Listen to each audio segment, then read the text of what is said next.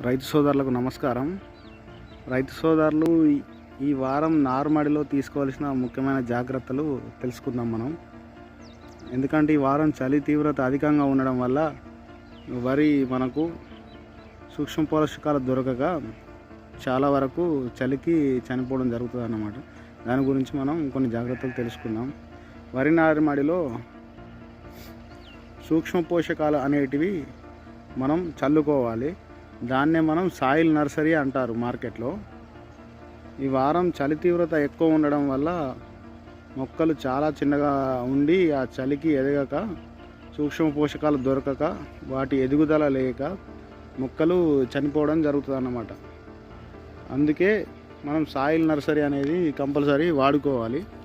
Soil నర్సరీలో మనకు అన్ని రకాల పోషకాలు ఉండడం వల్ల వాటికి సూక్ష్మ పోషకాలు దొరికి మనకు అవి చనిపోకుండా మంచిగా పెరుగుతాయి అన్నమాట. అందుకే ఖచ్చితంగా వాడుకోవాలి.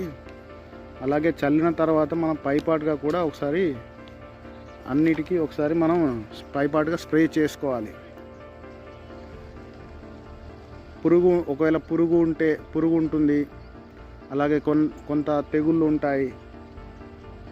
పురుగుకి మనము సింజెంటా వారి ఆంప్లిగో, అలాగే సింజెంటా వారి అమిస్టారు, సింజెంటా వారి ఇసాబియాన్ 3 కలిపి స్ప్రే చేసుకుంటే మీకు కాండం తొలచు పురుగు కానీ, పచ్చ పురుగు కానీ, ఎటువంటి రెక్కల పురుగు కానీ, అలాగే అన్ని రకాల పండాకు తెగులు కానీ, కొస ఎర్రబడే తెగులు కానీ, అలాంటి ఎటువంటి మచ్చ తెగులు కానీ ఉన్నా కూడా మీకు లేకుండా పోతుంది.